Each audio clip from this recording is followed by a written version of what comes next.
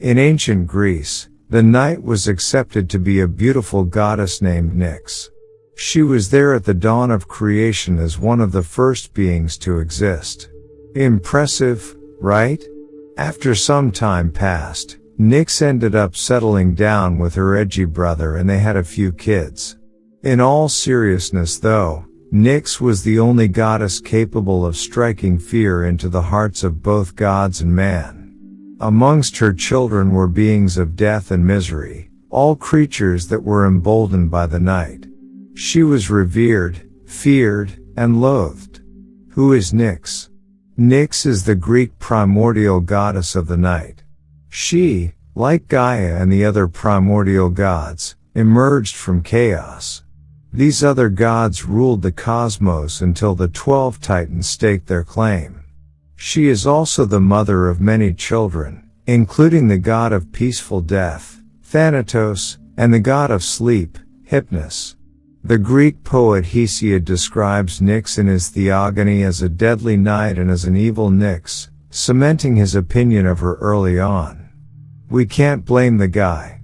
At the end of the day, you probably wouldn't refer to the mother of evil spirits as lovely or, would you? Anyway, Hesiod's Theogony further notes that Nyx resides in a cave within Tartarus, the deepest level of the underworld. Her abode is surrounded by swirling dark clouds and just generally unpleasant. It is thought that Nyx doles out prophecies from her home and is a fan of oracles. What does Nyx look like? According to the myth, Nyx is as beautiful as she is macabre. A few vestiges of her likeness can be found in a few Greek artworks. Most of the time, she is shown to be a regal, dark-haired woman. A painting on a terracotta oil flask from 500 BCE shows Nyx drawing her chariot across the sky as dawn breaks. An orb of darkness rests above her head, dark mists trail behind her. Both of these characteristics identify Nyx as working hand in hand with Erebus. In all, ancient art depicting Nyx is uncommon. This is not to say that the likeness of Nyx was never taken in the ancient world. A first-hand account from Pausanias in his descriptions of Greece recites that there existed a carving of a woman holding sleeping children in the temple of Hera at Olympia. The carving, which appeared on an ornate cedar chest belonging to Cypselus, the first tyrant of Corinth, had an accompanying inscription describing the two children as being Death, Thanatos, and Sleep, Hypnos, while the woman was their mother, Nyx. The chest itself acted as a votive offering to the gods. What is Nyx the goddess of?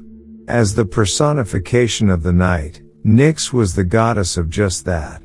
Her dark veil would shroud the world in darkness until her daughter, Hemera, would bring light back at dawn. At daybreak, they would go their separate ways. Nyx returned to her underworld dwellings while Hemera brought the world day.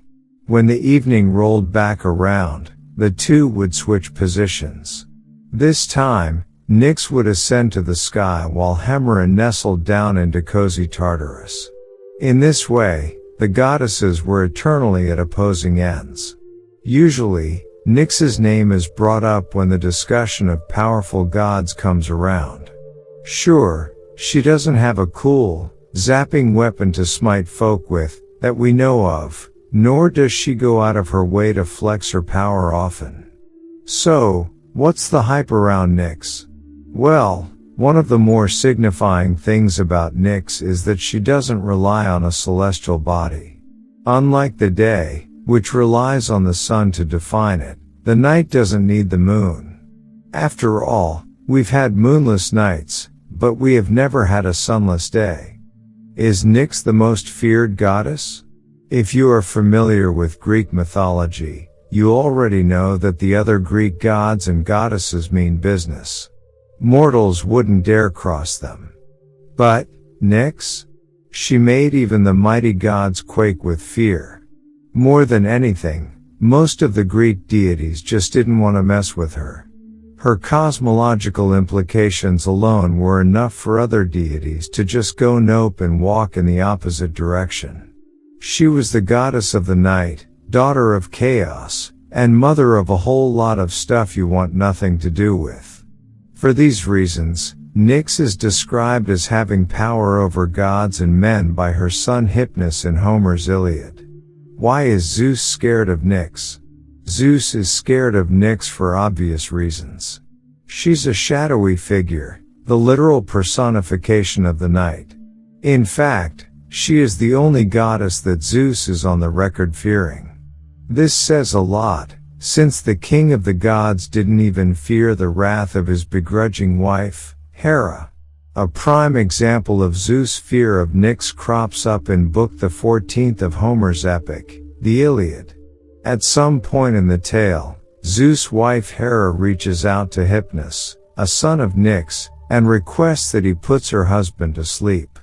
The god then recounts how he had played a role in one of Hera's machinations against Heracles, but was unable to keep Zeus under a deep sleep.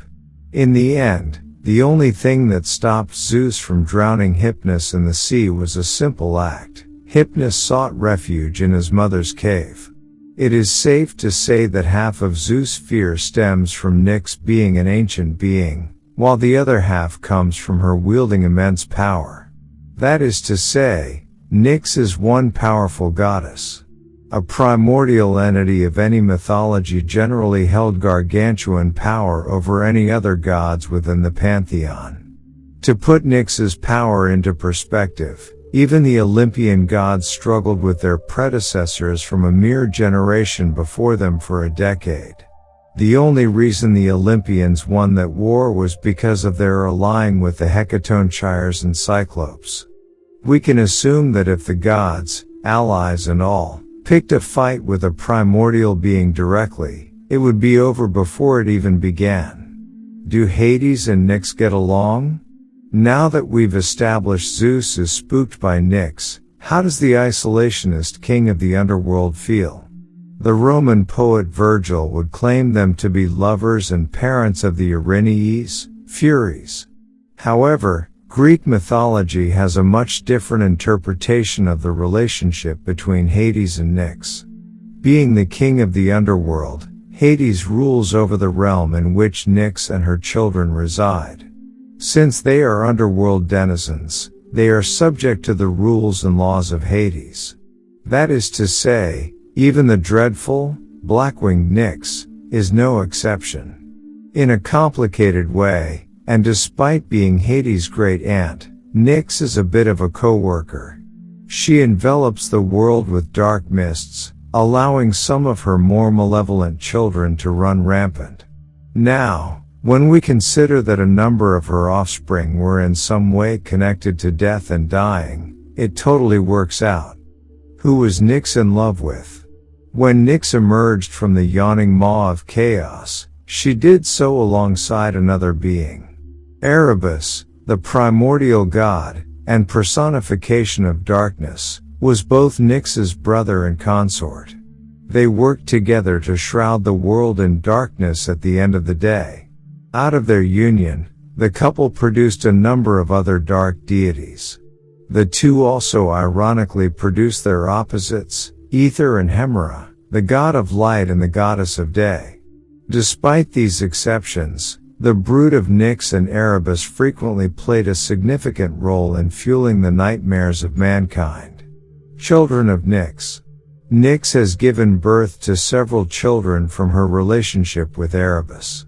She is also thought to be able to produce offspring on her own accord. This is where lines get blurred, as different sources cite different circumstances of birth and parentage. We've already established that Nyx had given birth to Thanatos, Hypnos, Ether, and Hemera. She also gets credited as being the mother to a handful of dark spirits, like the Kyries who were drawn to notably bloody conflicts.